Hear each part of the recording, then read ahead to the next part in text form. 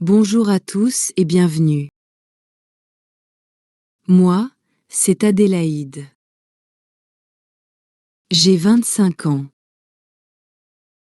Je suis professeure de français. Dans cette vidéo, je vais t'apprendre à te présenter en français. Tu pourras utiliser ce que tu apprends ici dans la vie de tous les jours. Je vais te donner 10 conseils simples pour bien répondre à une question comme: Parlez-moi de vous. C'est une question très courante.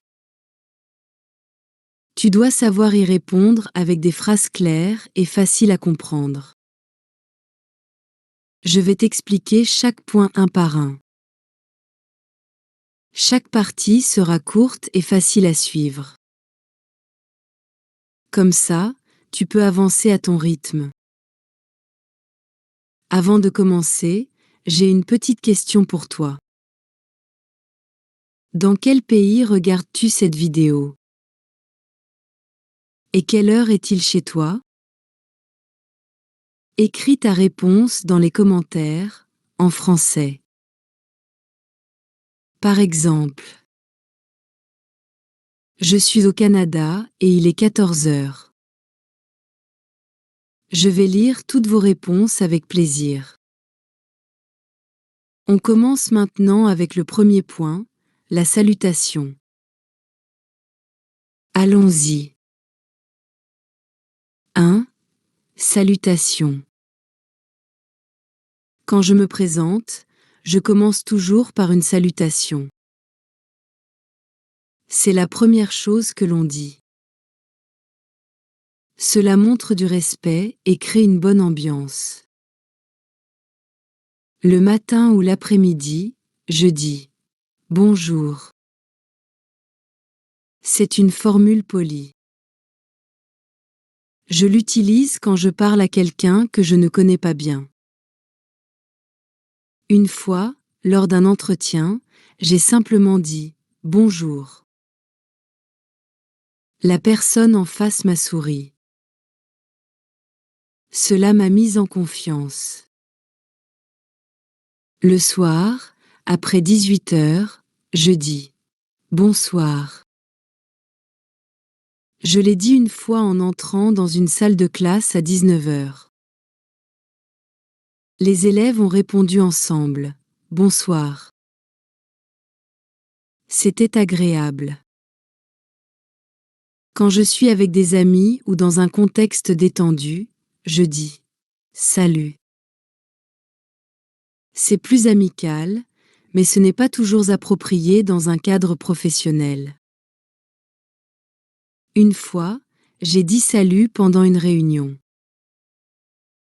Ce n'était pas très grave, mais la prochaine fois, j'ai préféré dire bonjour. Je peux aussi ajouter « Comment ça va ?» C'est une bonne façon de montrer que je m'intéresse à l'autre. Une fois, pendant un atelier, j'ai dit « Bonjour, comment ça va ?» Et la personne m'a répondu avec enthousiasme. Cela a lancé une belle discussion.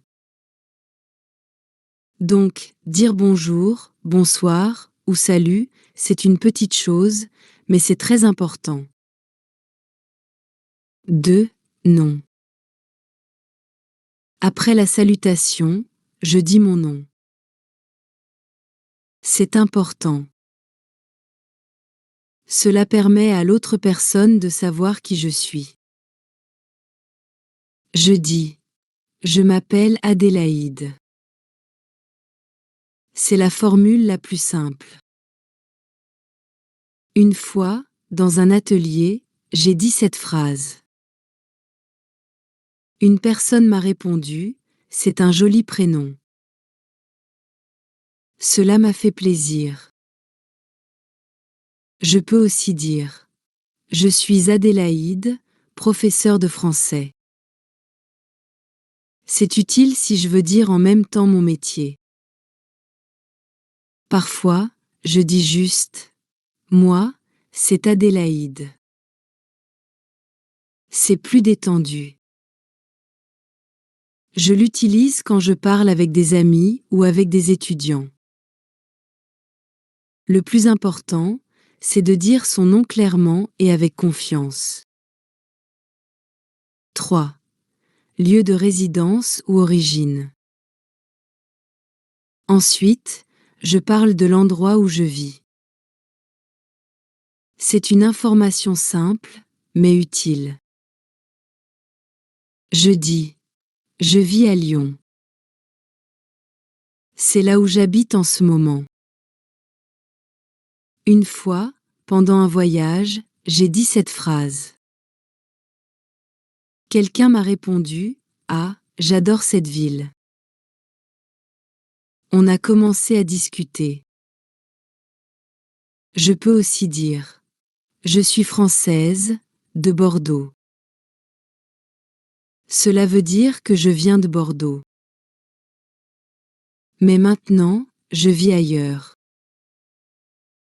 Par exemple, je peux dire « Je suis originaire de Bordeaux, mais je vis à Lyon ».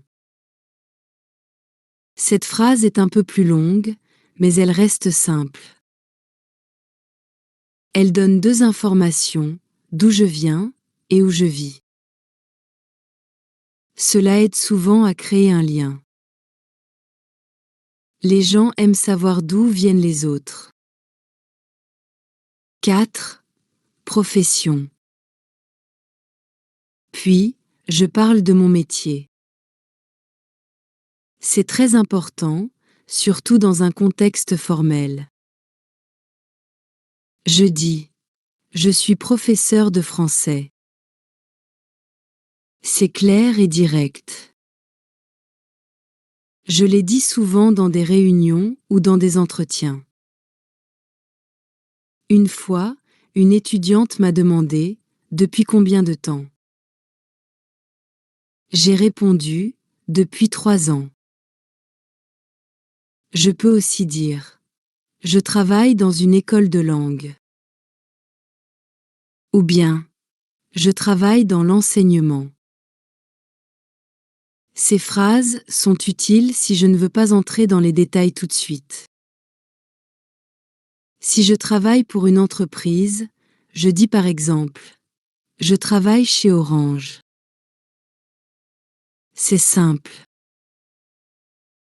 Cela montre mon lieu de travail. Même si mon travail change, je garde une phrase courte et facile à dire. 5. Études. Enfin, je parle de mes études. C'est important, surtout si je suis encore étudiante ou si mon parcours est récent. Je dis « J'ai fait une licence de langues étrangères ». Cela veut dire que j'ai terminé mes études. Une fois, dans une conférence, j'ai dit cette phrase. Une autre professeure m'a demandé si j'enseignais aussi l'espagnol. C'était une bonne surprise. Si je suis encore à l'école, je peux dire « Je suis étudiante à l'Université de Lyon ». C'est ce que je disais avant. C'est simple et direct. Je peux aussi parler d'un stage. Par exemple, j'ai fait un stage dans une école de langue. Cela montre que j'ai déjà un peu d'expérience. Parler de mes études m'aide à expliquer mon parcours. 6. Expérience professionnelle. Après mes études, j'ai commencé à travailler. C'est important d'en parler, surtout dans un entretien. Même si on n'a pas beaucoup d'expérience, on peut dire ce qu'on a déjà fait. Je dis souvent cette phrase. J'ai travaillé 2 ans dans une école de langue à Marseille. C'est clair. Les gens comprennent tout de suite. Une fois, pendant une réunion, j'ai dit cette phrase. Une collègue m'a répondu, moi aussi, j'ai travaillé là-bas. On a tout de suite bien parlé ensemble. Si je veux parler du type de travail que j'ai fait, je dis: j'ai enseigné le français à des adultes débutants. C'est une phrase simple. Elle dit exactement ce que j'ai fait. Je peux aussi dire: j'ai animé des ateliers de conversation. Quand je n'ai pas encore beaucoup d'expérience, je dis: j'ai fait un stage dans une école privée. Ou bien: j'ai travaillé pendant l'été comme assistante. Même si c'est court, c'est toujours utile de le dire. Une fois, dans une lettre de motivation, j'ai écrit cette phrase. Le recruteur m'a dit qu'il avait aimé mon honnêteté. Il a vu que j'étais motivée. Si j'ai plusieurs années d'expérience, je dis: j'ai 5 ans d'expérience dans l'enseignement. C'est simple et fort. Cette phrase montre que je suis sérieuse. Une fois, un directeur d'école m'a dit: on sent que vous êtes passionné par ce que vous faites. Ça m'a fait très plaisir. Même si on a peu ou beaucoup d'expérience, l'important, c'est d'en parler simplement et clairement. 7. Famille. Quand je me présente, j'aime parfois dire quelques mots sur ma famille. Cela aide la personne en face à mieux me connaître. Je dis souvent: j'ai un frère et une sœur. C'est une phrase simple. Elle suffit pour donner une idée. Une fois, dans une soirée entre professeurs, j'ai dit cette phrase. Une collègue m'a répondu: moi aussi, j'ai une sœur. On a tout de suite commencé à parler de nos souvenirs d'enfance. Je peux aussi dire: je suis l'aîné de la famille. Cela veut dire que je suis la plus grande. C'est vrai dans mon cas. Une fois, pendant un stage, une collègue m'a demandé pourquoi j'étais si organisée. J'ai répondu: je suis l'aînée, j'ai toujours dû aider mes parents. Elle a souri et a dit: ça se voit. Parfois, je dis simplement: je suis enfant unique. C'est une phrase utile si je n'ai pas de frère ou sœur. Une amie me l'a dit un jour, et j'ai compris pourquoi elle aimait tant passer du temps avec ses amis. Ils étaient comme une seconde famille pour elle. On n'est pas obligé de tout dire. Mais une ou deux phrases sur sa famille, ça rend la présentation plus humaine, plus vraie. 8. Hobby. Quand je me présente, j'aime dire ce que je fais pendant mon temps libre. Cela rend la conversation plus naturelle.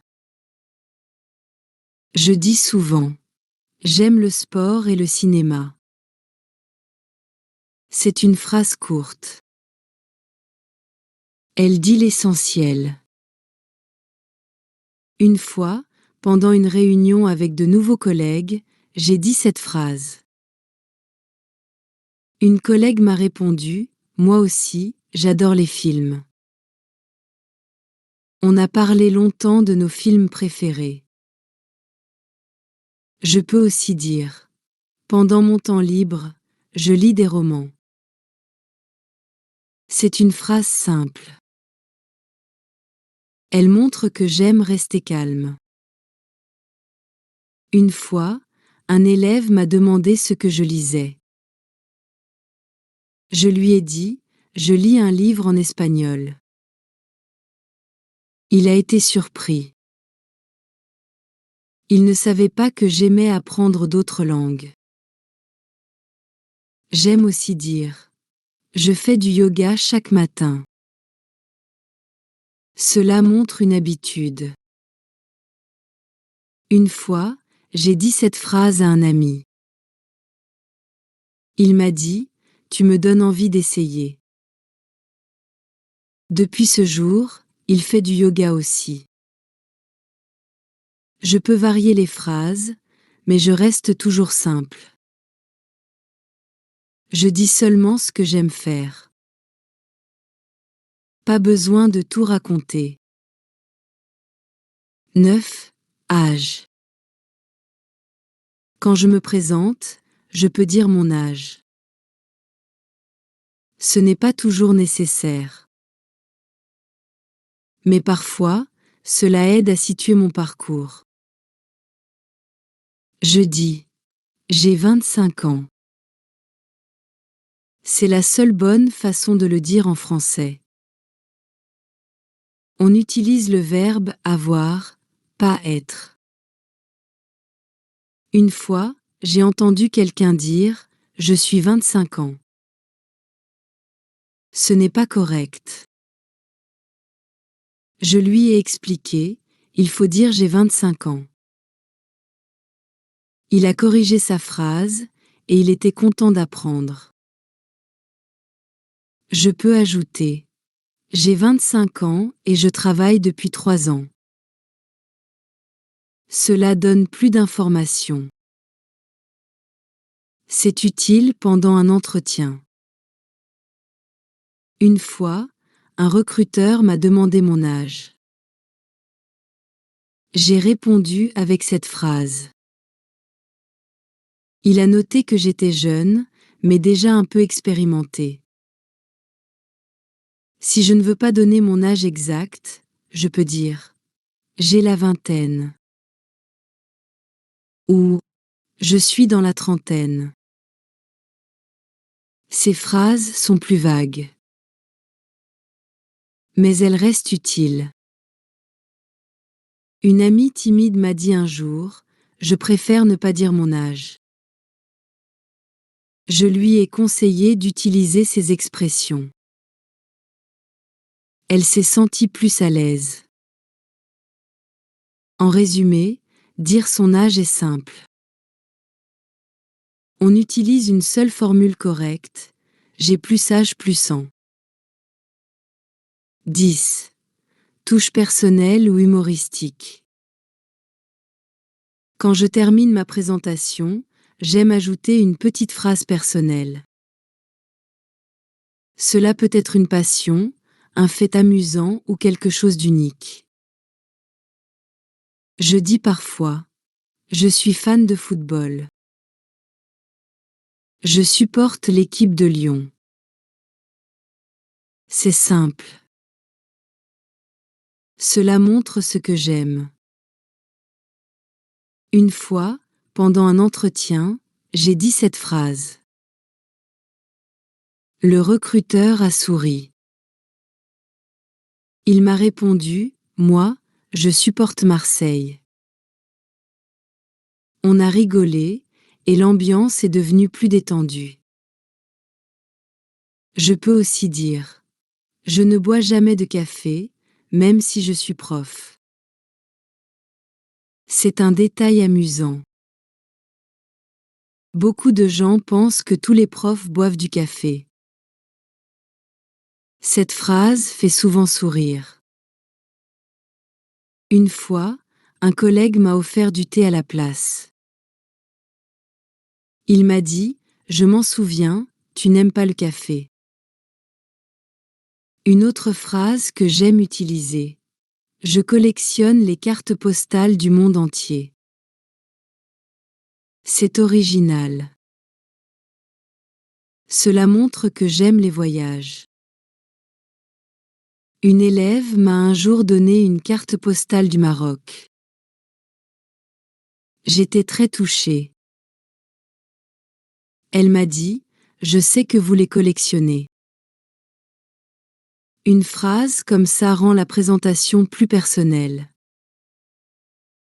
Elle aide à créer un lien. On montre qu'on n'est plus qu'un métier ou un diplôme.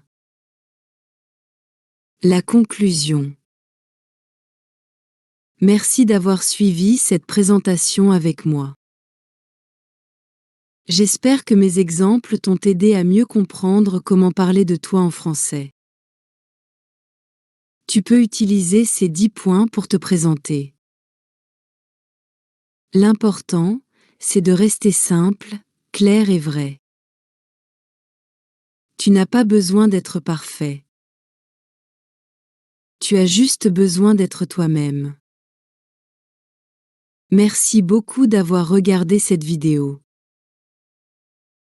Si tu veux continuer à apprendre, je te recommande une autre vidéo.